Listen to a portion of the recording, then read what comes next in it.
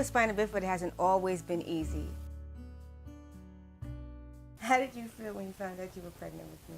First, I want to say, you know I love you very much.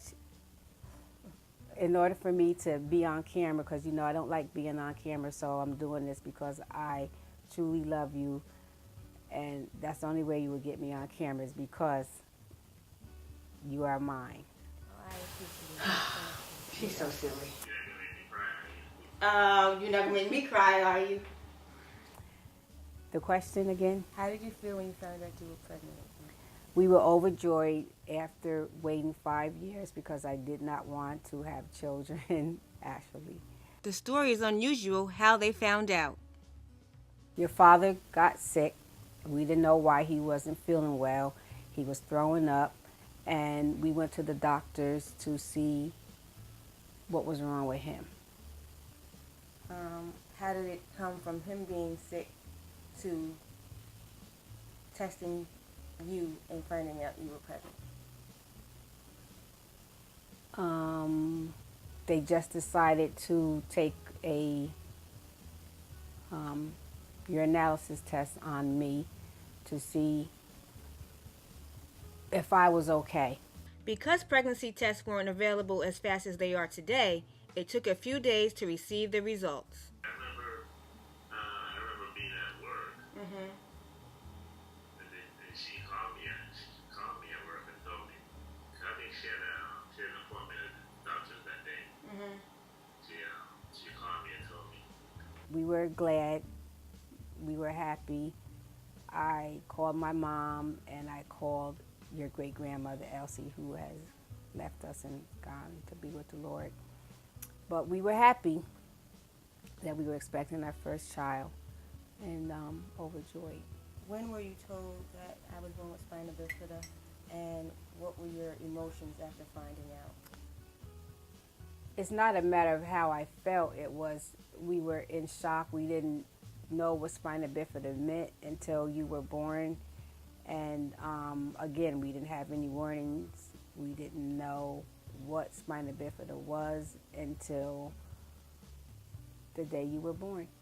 It was a lot of emotions because, of course, I was there and I saw when you came out and I saw like a bubble in your back. I didn't know what it was until afterwards when they explained it all to us. But of course, the immediate thing is, I guess your mom could tell something was wrong by the look on my face. My emotion was, why? Why me? Having not smoke or drink back then, because I do take a little nip now and then. Not doing drugs, not to down anyone, not to say that I'm perfect, but I thought I was doing the right things and being protective of my unborn child and doing all the healthy things that a mother would do when she was pregnant. When I sat down with the doctor and he started explaining to me what it was, the treatment for it and all that stuff was just a lot of stuff just to Take in? I don't know, yeah, just to try to figure out all at once. Like, oh my goodness. And I mean, just the thought of all the stuff that you're gonna have to go through. Not knowing if you're gonna be able to walk. It was a scary time for us. What have been some of your emotions and things you have gone through each time I had surgery, each time I was admitted to the hospital, each time that I was sick and you didn't know what was going on? My emotions were overwhelming, stressful, questionable. I questioned God. I wasn't mad at God, but I did question him, wanting to know why did he choose your father and I to have a beautiful miracle baby.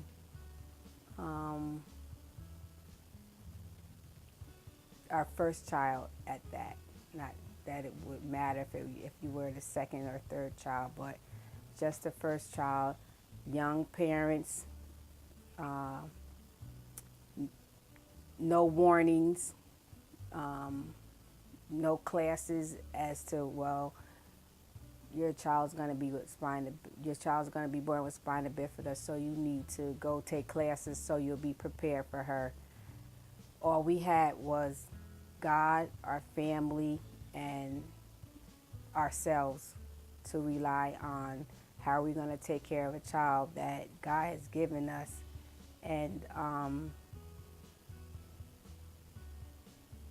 no warnings. It was more so just the pain that I can see that you were going through. I guess just from associating the white gown that the nurse, the doctors wear, it just, of course you're a baby and we can tell just what kind of pain you were feeling, but we could see it was painful to me. I'm sure it must have been painful to your mom. Um, just all the stuff that you had to go through. I don't know if you remember, but the first time I fainted was because of you. Well, not because of you. Mm-hmm. It was you had some pins in your Oh. foot. Oh yeah, that's what it was. The pins in my foot. And then it moved. And I was standing there. Next thing I know, I was on the floor. Like, what happened? It was, here we go again. I thought everything was going to be okay the first time. You know, you go bring your baby back to the hospital for them to fix your child, and it seemed like every time we were at the we were always at the hospital for something. It's just overwhelming. It's not something that you go out and, again, take classes for it and say, okay, this is what you have to do. Although we knew the symptoms, and once we saw the symptoms, then we knew it was time to go to the hospital.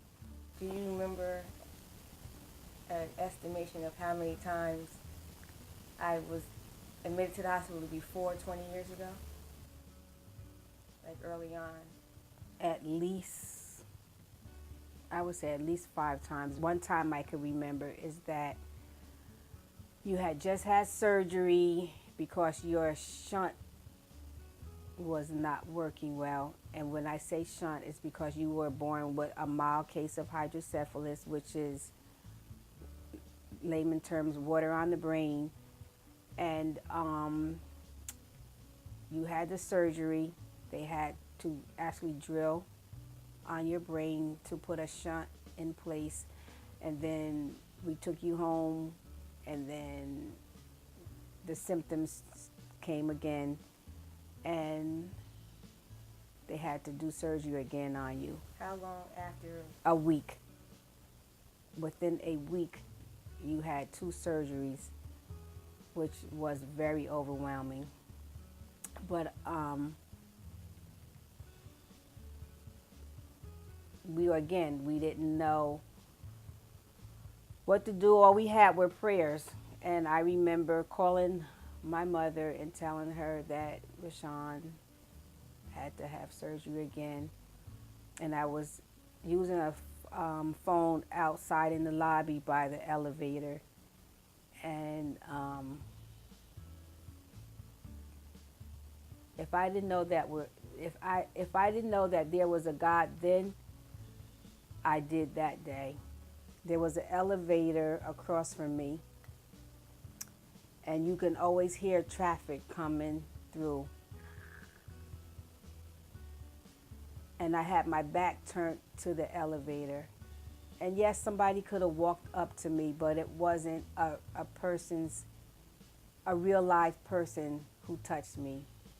I just felt that there was an angel from God that was comforting me, because my head was down. I was crying on the phone to Mom, letting her know that you have to go through another major surgery. And I just felt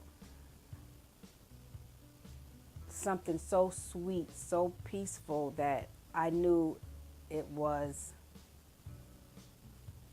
something from heaven. I can't explain it. I don't have the words. I can only tell you what I felt and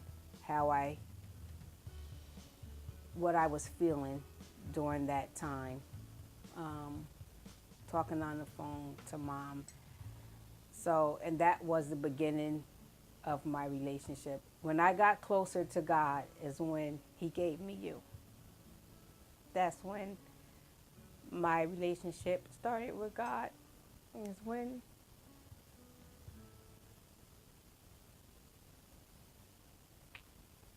He gave me you, even though I questioned why 27 years ago, 28 years ago, I'm getting old. I know He's still with me because you're still here. That part gets me every time, and I just love her so much for it.